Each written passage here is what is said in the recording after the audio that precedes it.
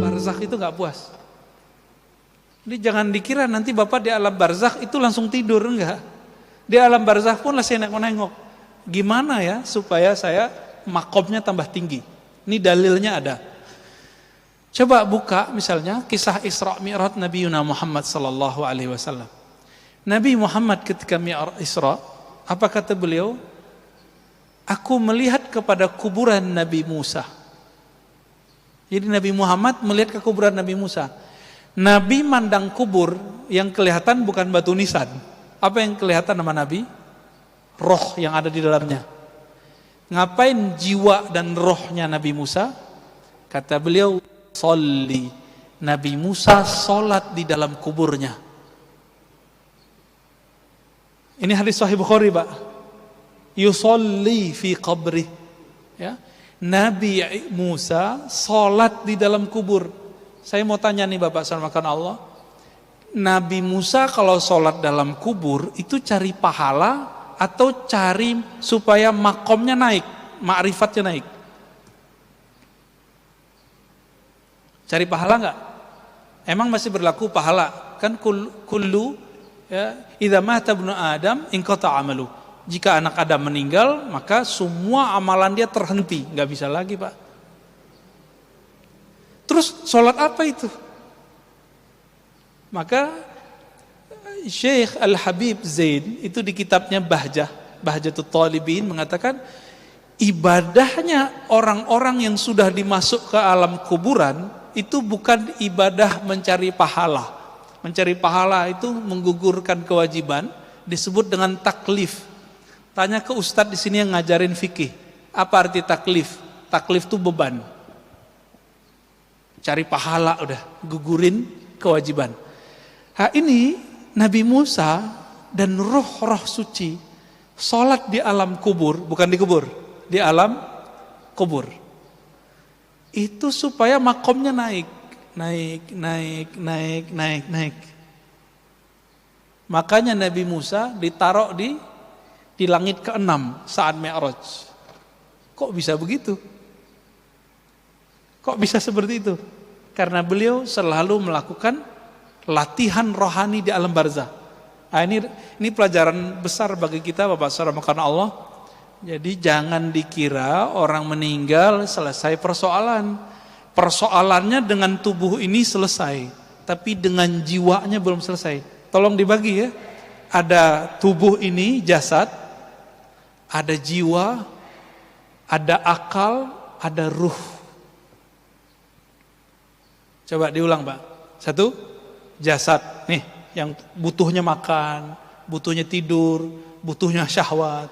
Nah ini deh tubuh ini. Yang kedua, jiwa. Yang ego kan di situ Pak.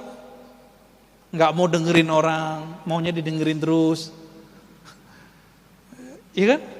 Nggak mau diceramain orang, mau ceramain terus. Nah ini untuk saya ngomong Pak. Karena saya banyak ceramah.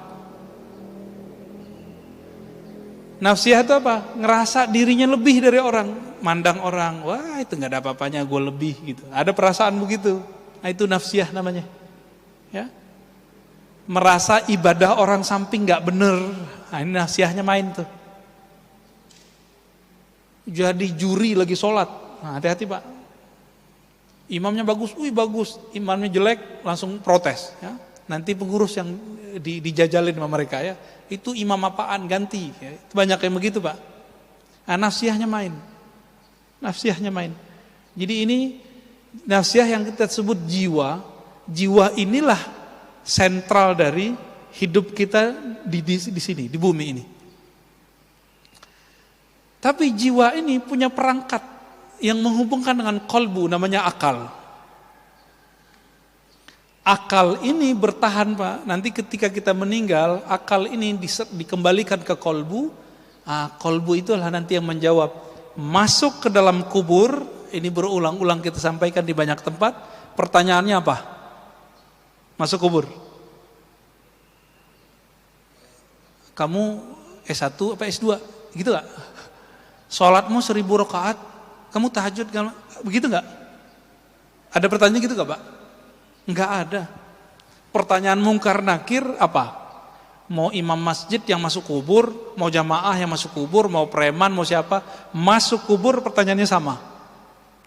Man Rob buka, siapa Robmu? Itu password tuh, lagi nanya, kamu tahu nggak jalan pulang? Itu maksudnya. Nggak bisa diapalin Pak, coba diapalin. Siapa Tuhanmu? Jawabannya apa? Allah. Coba aja. Nanti coba hidup susah atau hidup senang.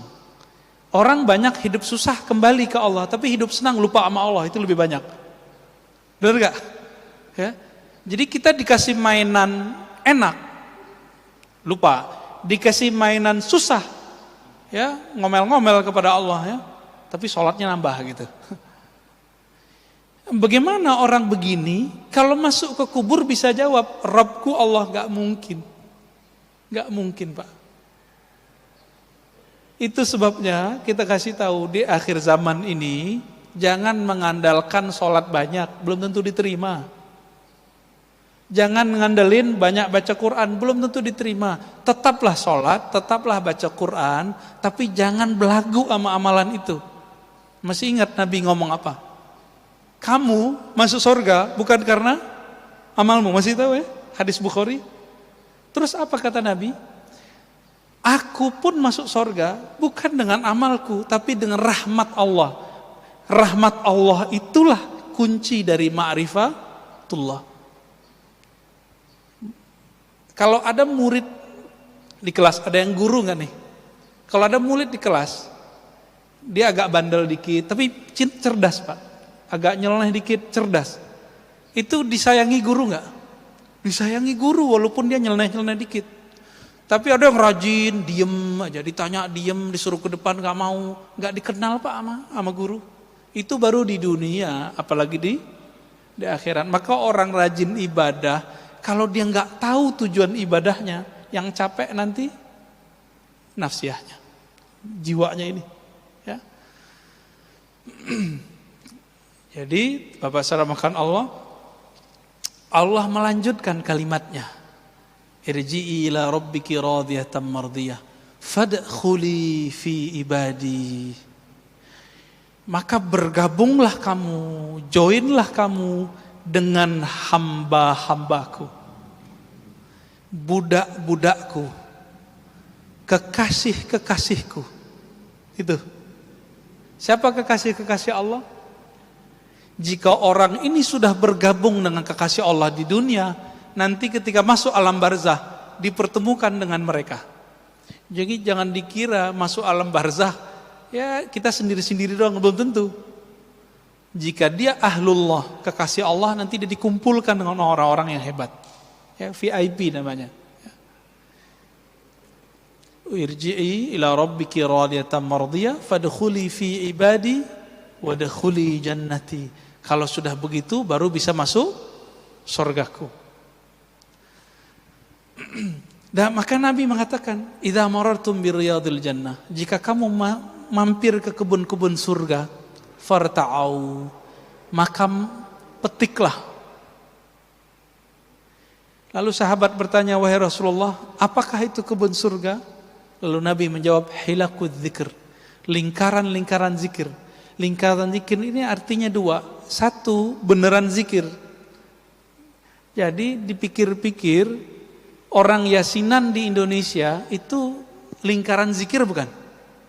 Tahlilan, itu zikir nggak Pak? Zikir. Tapi sekarang dibidahin ya, bener ya? Orang ini faham nggak sih yang membidahkan bahwa taman surga salah satunya baca yasinan berjamaah, al-mulk berjamaah, zikir berjamaah.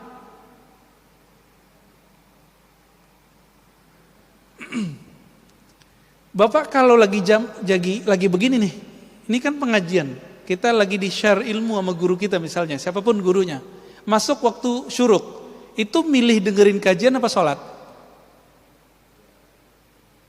Serius? Wah lolos Pak, lolos kajian ma'rifat. Ya. Sholat itu untuk badan, ngaji itu untuk ruh. Permanen dia Pak kalau masuk ke ruh.